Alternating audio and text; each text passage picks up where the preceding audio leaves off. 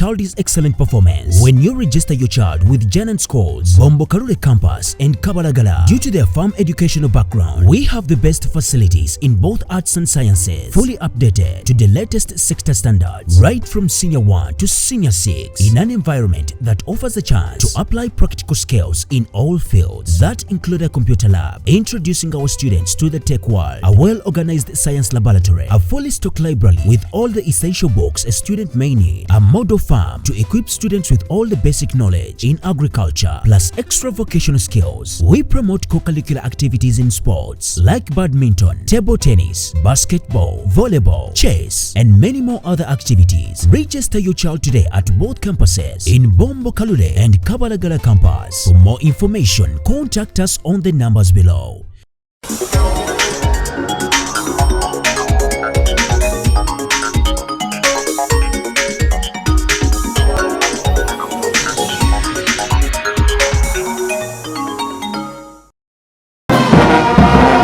Abenzikiriza esusuta Kristo mu ggwanga bakedde kutambuza omusalaaba ng'akabonero akalaga nti Yesu Kristo yattibwa era ku lunaku olwokusatu n'azuukira mu bafu.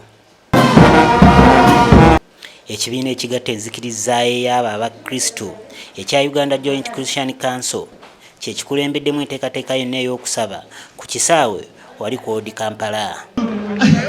Lubaga Cathedral and all the pilgrims, you are most welcome.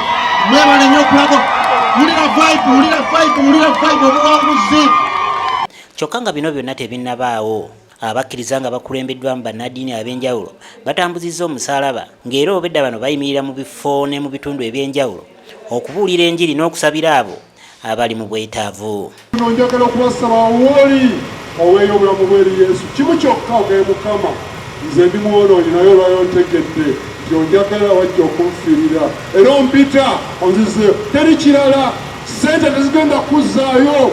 Kyova olaba bw'ofa omuntu atali waffe gyenva ekyaggwe oli waafa emikono bagigolola balabe nga tagenze na kantu, engalo bazigolola ne bagamba nti ogenda ne sente zaffe ebikutawanya byonna bisigalawo.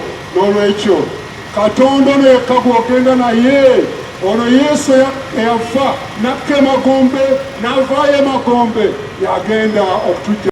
Ssaabalabirizi w'ekkanisa ya Uganda Kazimba Mugalu ategeezezza nti bannayuganda balina okukozesa akaseera kano okweza obugya. Kyonsaba olwaleero luno Yesu ayagala okusinkana tokkanyiza lunaku olw'okulokokaako, lunaku olw'okwerennyako, lunaku olw'okukyusibwako. Uganda yeetaaga abantu abategeera olunaku luno, abantu abatali mu kulunkanira bintu bya nsi bino ne beerabira bannaabwe ne balyanga batalyangako ne bajjukubana ne bavaabira ne beerabira abalala.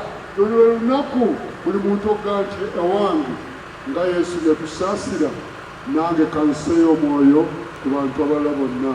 Olunaku olw'okuleka obubbi, olunaku olw'okuleka kulowooza mu butemu, olunaku olw'okumanyisa enguzi, lwe lunaku luno nga tudde obujja nga tuwayo obulamu bwaffe ne Mukama waffe Yesu.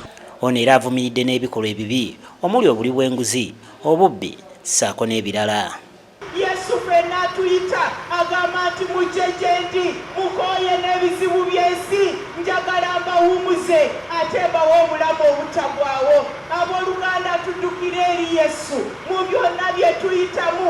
Yesu atwagala kubanga Yesu yatuwa essuubi. Bw'obeera mu Yesu tosoberwa kubanga Yesu ge maanyi go, Yesu bwe bulamu bwo, Yesu kye kiddukiro kyo, Yesu ye byonna mu byonna, ye yatwagala. Agamba nti si mwe mwanonda naye nabalonda mmwe, nabalonda kubanga njagala mubale ebibala.